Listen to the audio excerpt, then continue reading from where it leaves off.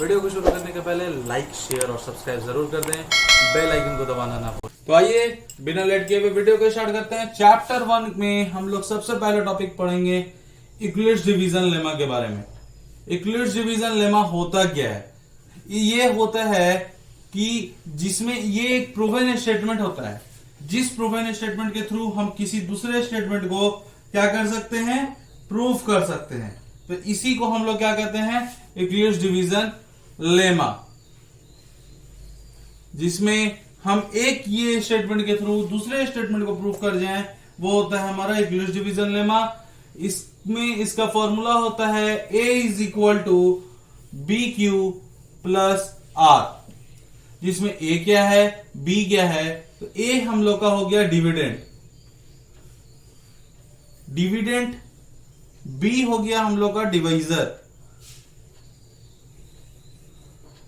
q हम लोग का क्या हो गया, q हम लोग का हो गया क्वोशेंट, एंड r क्या हो गया, तो r हो गया रिमाइंडर। तो इससे हम लोग जानेंगे कि इससे फॉर्मूला क्या बनता है। तो इससे फॉर्मूला बनता है dividend is equal to divisor into quotient plus remainder.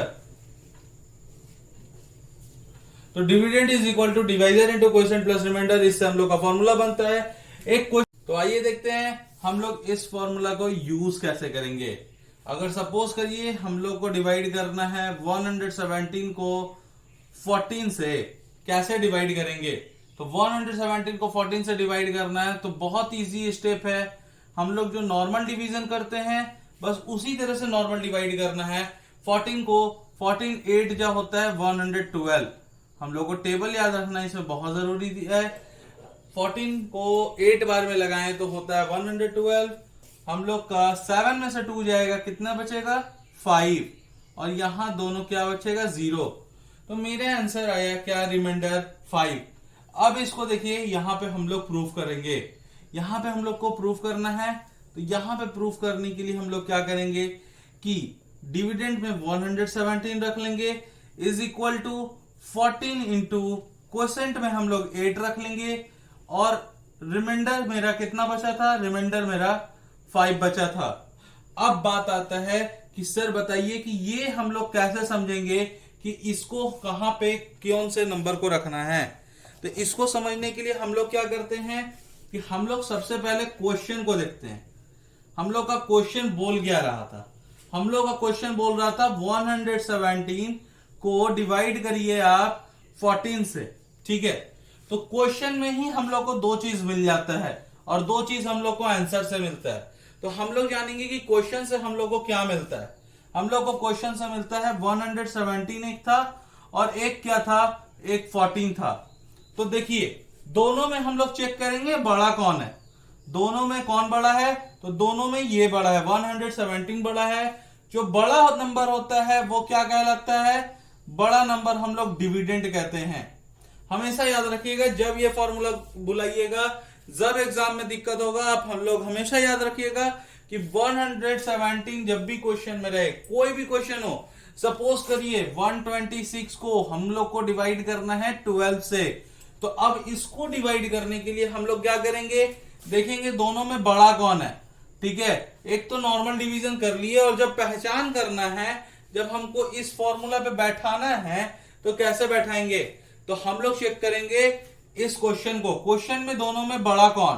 तो 126 क्या है, बड़ा है। तो 126 मेरा क्या बन जाएगा, डिविडेंड बन जाएगा। जो भी नंबर बड़ा होता है वो नंबर मेरा क्या बन जाता है, डिविडेंड बन जाता है। और रिमेनिंग नंबर, रिमेनिंग क्या बचा, रिमेनिंग बचा 14, यहां बचा 12। ये दोनों नंबर क्या बन गया, ये दोनों नंबर हमेशा डिवाइजर बन जाएगा, ठीक है।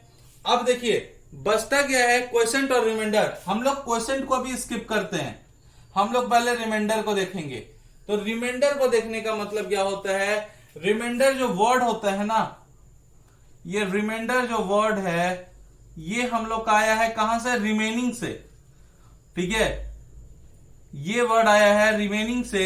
रिमेनिंग का मतलब क्या होता है, तो रिमेनिंग का मतलब होता है जो बचा हुआ, तो इसमें हम लोग चेक करेंगे बचा हुआ कौन है। ठीक है, बचा हुआ है 5, यहां पे 5 बच गया है क्योंकि ये 5 क्या था, एक्स्ट्रा था।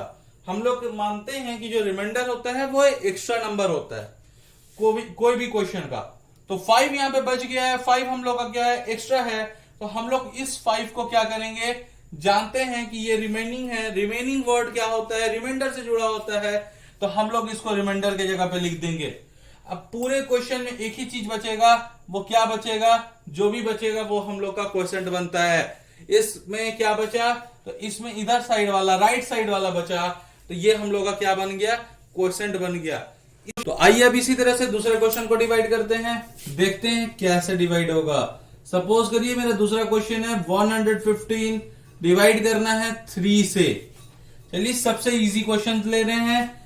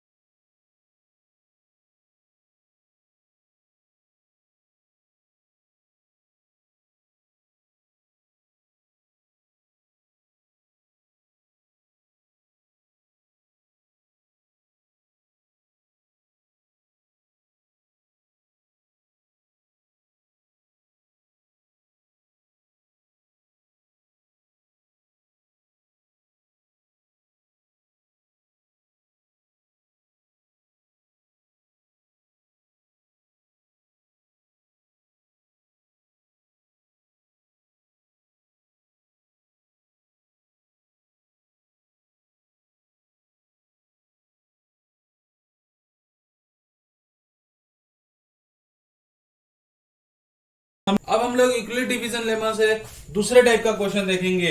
हम लोग एक कुछ बार में देख लिए हैं कि हम लोग का अगर डिविडेंड डिवाइजर निकालना हो और उससे चेक करना हो तो कैसे करेंगे। हम लोग अब देखते हैं कि अगर एक क्वेश्चन जो स्टेटमेंट के रूप में दिया हुआ है, जो कि क्लास 10 में हर बार लगभग पूछता है, इसको हम लोग कैसे चेक करेंगे। इसको चेक करेंगे तो देखिए, इसको हम लोग चेक करेंगे कि पहले क्वेश्चन का मतलब समझेंगे, क्वेश्चन कहता क्या है। हम लोग को क्वेश्चन को समझना बहुत जरूरी है। एक नंबर है जो कि डिवाइड किया जाए अगर 73 से तो दे दे 34। ठीक है, तो इसका मतलब है कि कोई भी एक नंबर है, हम लोग देख लेते हैं, let the number be X. हम लोग जानते हैं कि अभी नंबर नहीं दिया हुआ है तो उस नंबर को क्या मान लेते हैं, एक्स। एक नंबर है, इसको डिवाइड किया जाए 73 से। ठीक है, ये हम लोग का क्या था, क्वेश्चन था। तो आप लोग याद करिए कि लेफ्ट साइड वाले को हम लोग हमेशा क्या मानते थे, डिविडेंड। पहले तो वो फॉर्मूला लिख देंगे, dividend is equal to divisor into coefficient plus remainder. अब देखिए इसको सॉल्व हम लोग कैसे करेंगे। इसको सॉल्व हम लोग करेंगे कि हम लोग लेफ्ट साइड वाले को क्या रखते थे, डिविडेंड रखते थे, और डिवाइजर क्या रखेंगे, हम लोग राइट साइड वाले को रखते थे। यहां से ये क्वेश्चन से हम लोग को पता चल गया। अब क्वेश्चन क्या है, तो देखिए क्वेश्चन हम लोग का क्या लिखा हुआ है, हम लोग यहां पे सब चीज को लिख लेते हैं। हम लोग का डिवाइजर लिखा हुआ है कितना, डिवाइजर लिखा हुआ है 73, गिव्स 34। मतलब कि कोई एक नंबर है कोई नंबर को अगर हम डिवाइड कर रहे हैं 73 से तो गिव्स 34 एज क्वोशेंट। तो हम लोग का क्या हो गया, क्वोशेंट हो गया 34, क्वोशेंट 34 हो गया। और उसके बाद लास्ट में हम लोग का क्या बचता है, रिमाइंडर। तो रिमाइंडर कितना हो गया, रिमाइंडर हो गया 23। अब देखिए इसको हम लोग सॉल्व कैसे करेंगे। क्वोशेंट की जगह पे हम लोग रख देंगे क्वोशेंट को, और इधर साइड रिमाइंडर की जगह पे हम लोग रख देंगे 23 को। अब इस क्वेश्चन को सॉल्व करने का सबसे आसान तरीका है कि इसको हम लोग क्या करते हैं, मल्टीप्लाई करते हैं। तो हम लोग जब इसको मल्टीप्लाई करते हैं 73 इंटू 34, तो मेरा आंसर आएगा 2482। 73 इंटू 34 होता है 2482, और इसमें अगर 23 को ऐड कर दिया जाए तो मेरा आंसर कितना बन जाएगा, मेरा आंसर बन जाएगा 2505। ये 2505 क्या आया है, ये 2505 मेरा एक्स आया है। और हम लोग एक्स किसको माने थे, हम लोग एक्स माने थे, हम लोग एक्स किसको माने थे, एक्स माने थे हम लोग डिविडेंड को, हम लोग डिविडेंड को एक्स माने थे। तो ये मेरा आंसर कितना हो गया, मेरा 2505, एक्स का वैल्यू 2505 आया है, वो मेरा क्या बन जाएगा, तो वो मेरा डिविडेंड बन जाएगा। और यहां से हम लोग इस तरह के क्वेश्चन को भी हम लोग सॉल्व कर लिए। इस तरह के क्वेश्चन को मैं फिर से बता दे रहा हूं कि let the number be X रख लेंगे, नंबर जो भी दिया हुआ है उसको एक्स रख लेंगे। डिविडेंड बार बार लिखने से ज्यादा अच्छा है कि हम लोग एक्स मान लेते हैं, टाइम बचेगा एग्जाम में, एग्जाम में हम लोग को टाइम बचाना है। तो नंबर को एक्स मान लेंगे, सारे जितने भी क्वेश्चन में जितने भी पार्ट्स दिए हुए हैं सारे को लिख लेंगे, और उसके बाद इसको सॉल्व करना है। और सॉल्व करने के बाद हम लोग का जो आंसर आएगा वो हो जाएगा डिविडेंड।